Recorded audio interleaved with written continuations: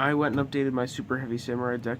I don't really think updates are pretty gay, but the deck did get a lot better. And I took out all the cards that were more hypothetical than what I actually use. So I'll just start. 3 Benkei. He lets all your Super Heavies attack from defense position, and when he's summoned, you can flip his position. 2 General Jade. When he's summoned, you can flip his position, and you can summon him for attributing just 1 Super Heavy. And he's really nice with Trumpeter because it's an instant Warlord. 2 Thief. It's like your MST. You special summon and then tribute it to either blow up a scale or a back row. If you blow up the back row, you set it to your side of the field. If you blow up a scale, you activate it on your side of the field. 3 scales. When this guy's summoned, you can special summon a level 4 or lower Super Heavy from your grave, but if your opponent controls 2 or more monsters, you can special summon this from the hand. 3 Magnet. You can special summon a monster after you summon him that's level 4 or lower and Super Heavy. And after you summon it, flip him to defense mode, and he's the only monster your opponent can attack. He works really nice with Soul Piercer, and Soul Piercer works really nice with the Xyz, because when Soul Piercer's into the grave, you can search, and you can equip him to a Super Heavy, and it will deal piercing. That's not too often very useful, but it does come in handy. 2 Blue Brawler. It's when it's summoned, flip it to defense mode, and it's undestroyable by battle. I mean, it's an alright card, and it helps with stalling. 3 Flutist. When this guy's you can tribute this guy and special summon a Super Heavy from your hand, and when he's in the grave, you can banish him to negate a card that would target a Super Heavy. 2 Giga Gloves.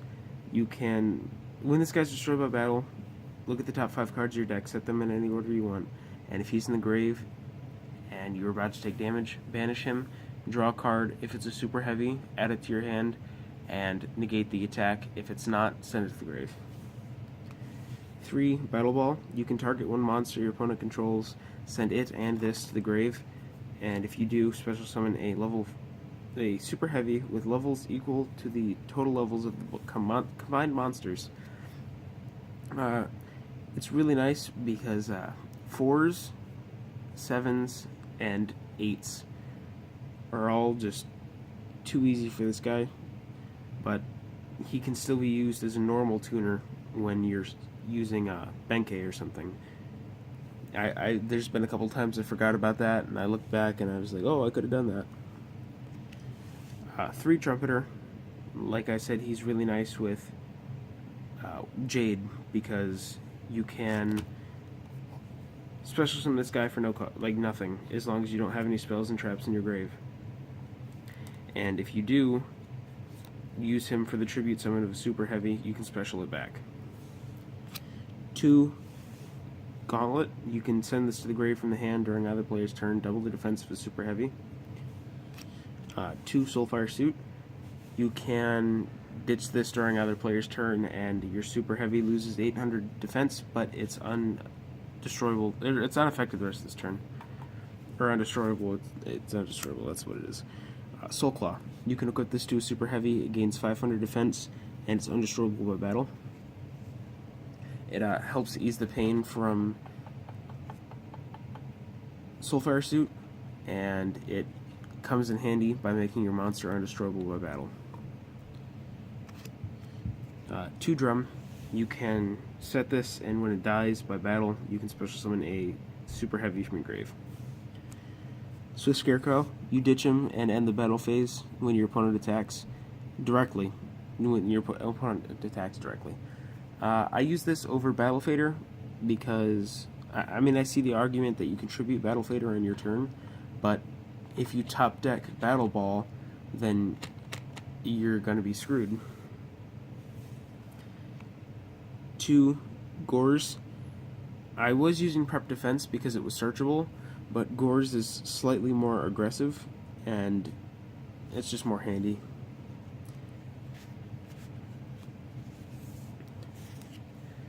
In the extra deck, I use Star Eater.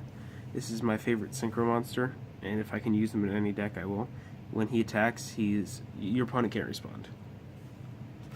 2 Warlord, he attacks from defense position like all your super heavy synchros, and you can set a spell and trap to your side of the field during either player's standby phase. Leo, he's only affected by cards on your main phase 2. QB attacks from defense position, and he gains 900 defense for every super heavy on... Or, no, not super heavy. He gains 900 defense for every special summon monster your opponent controls. 1 Moonlit.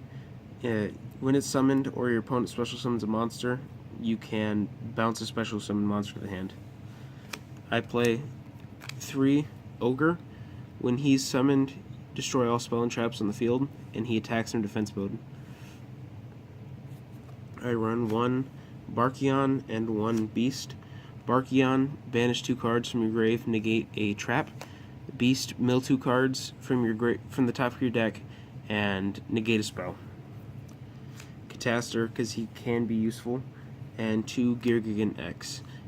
He lets you search out a whole bunch of the deck. When you detach material, you can search a level 4 or lower machine.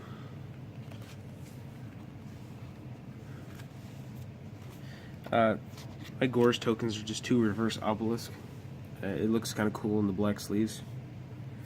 I use 1 more Gauntlet, 1 more Fire Suit, 1 more Thief. I use 2 Soul Horns.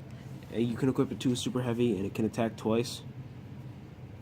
I use 1 Soul Buster Gauntlet, or Soulbane Cannon, I mean. This is a really good card. You can equip it to a Super Heavy, it gains 1000 defense. If it's in the grave and your opponent activates an effect, negate the effect, banish this card, and destroy all cards in the field, or all monsters in the field, and both players are burned for 1000 damage each.